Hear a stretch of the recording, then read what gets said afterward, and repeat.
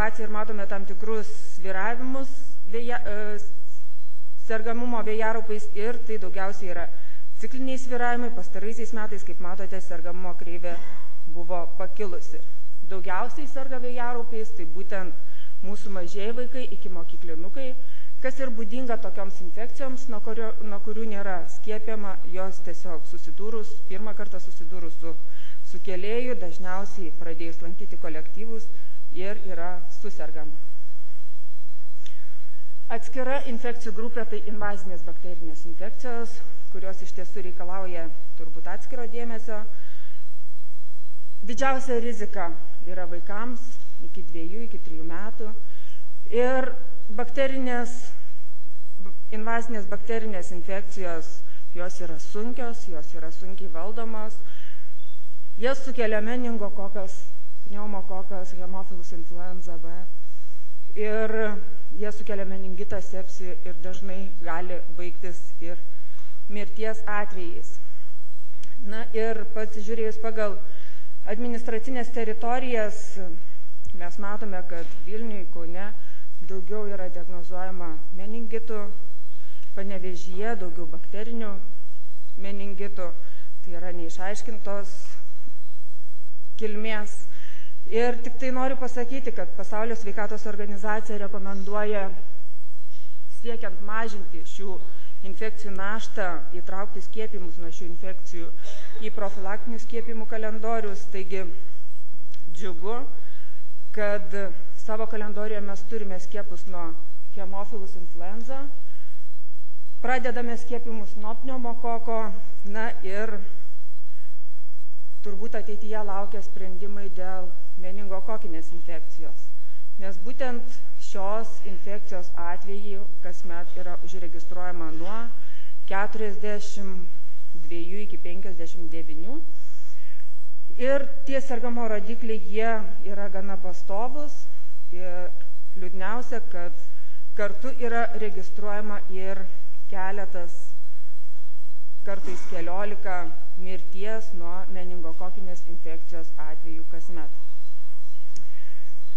Lietuva yra išskirtinė šalis ir turbūt, kaip jau ir buvo minėta, lietuvaičiai puikiai žino apie erkių platinamas infekcijas. Tai tiesiog norėjom pasižiūrėti, kokia yra situacija su erkių platinamomis infekcijomis tarp vaikų. Ir čia tendencijos turbūt yra bendros kaip ir suaugusių.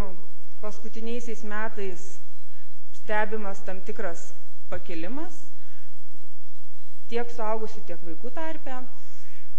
Kasmet yra vidutiniškai užregistruojama 36 erkinio encefalito ir šiek tiek daugiau nei 150 Laimo ligos atvejų tarp vaikų. Tai yra židininės infekcijos ir be abejonės netolygiai jos yra pasiskirstę mūsų teritorijoje, todėl ir atitinkamai vienose teritorijose erkinio encefalito ar Laimo ligos registruojama daugiau, kitose mažiau. Tačiau ką mums pavyko pastebėti, kad vis tik tai ypatingai erkinis encefalitas jis lygtais slenkasi į tas mums įprastas mažo sergamumo teritorijas. Taip kad mes jau matome išaugusius sergamumo rodiklius Utenos, Alytaus apskrityje, kur buvom įpratę sakyti, kad tai yra mažo sergamumo rajonai. Tačiau kokios priežastys tai lėmė, čia jau reikėtų šiek tiek detalesnės analizės. Per maistą vandenį plintančios infekcijos ir parazitozės. Bendrai per maistą vandenį arba žarnyno infekcinėmis ligomis vaikų sergamumo tendencija turi lyg ir didėja, susirgimų užregistruojama daugiau. Ir jeigu pasižiūrėti pagal atskiras ligas, tai matyti, kad čia dominuoja rotavirusinis enteritas. Taip pat matome, kad vis daugiau yra nustatoma kampilobakteriozės, tačiau per paskutiniuosius 10 metų matyti, kad tarp vaikų mažiau nustatome salmoneliozės ir šigeliozės. Na ir daugiausiai serga, tas jau irgi buvo minėta prieš mane buvusiame pranešime, kad mūsų mažieji žarnyno infekcinėmis ligomis, būtent mažiukai iki 3, iki 6 metų amžiaus vaikučiai, jie suserga ir netgi palyginus atskirus laikotarpius matyti, kad jokio skirtumo nėra Tai yra tiesiog pastovu ir netgi pagal atskiras grupės taip pat mes matome, kad mažieji vaikai žarnyno infekcijomis serga dažniau. Pagal apskritis, lygiai taip pat kaip ir bendra sergamumo struktūra, taip ir kalbant apie žarnyno infekcijas, su tam tikrai išimtim telšiam, 2009-2013 metais buvo registruota daugiau žarnyno infekcijų nei ankstesniais metais ir daugiausiai jų užregistruojama Vilniaus, Klaipėdos, Kauno apskrityse. Parazitinės ligos. Gana dažnai turime diskusijas dėl jų registracijos, tačiau ką rodo oficiali statistika, mes tiesiog apjungiame tiek parazitinės, tiek kitas būklės, tai yra pedikuliozė, niežai. Mes matome, kad bendra tendencija yra mažėjama. Ir jeigu pasižiūrėti, 2004 metais tokių susirgymų ar būklių mes registravom 18 tūkstančių ir daugiau, tai 2013 metais jų yra nepilnai 3 tūkstančių užregistruota. Ir ką daugiausiai registruojame, tai enterobiozė, niežus ir pedikuliozė. Tai turbūt tos, aktualios, į kurias norėjosi atkreipti dėmesį, kai kalbame apie vaikų sergamumą užkrečiamosiomis ligomis. Todėl labai trumpai apibendrinant, aš tik galiu pasakyti, kad vaikų sergamumas užkrečiamosiomis ligomis Lietuvoje didėja. Tuberkuliozė yra viena iš aktualiausių problemų, į kurią reikėtų kreipti daugiau dėmesio. Ir skiepimai. Mes privalome išlaikyti aukštą skiepimų apimtis, jeigu norime išvengti skiepais valdomų infekcijų susirgimų ar protrūkių pavojaus.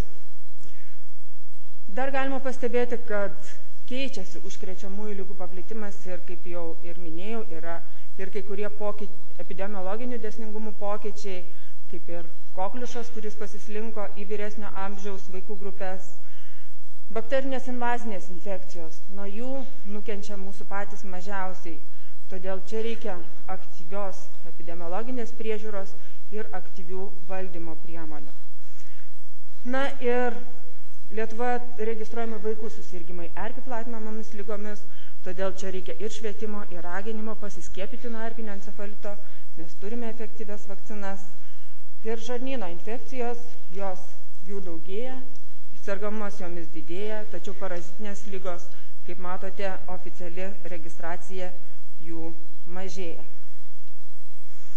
Ir visiškai baigiant, aš tik noriu pasakyti, kad yra problemos, yra situacijos ir yra, žinoma, stengiamasi kažkaip tą situaciją keisti, pagerinti.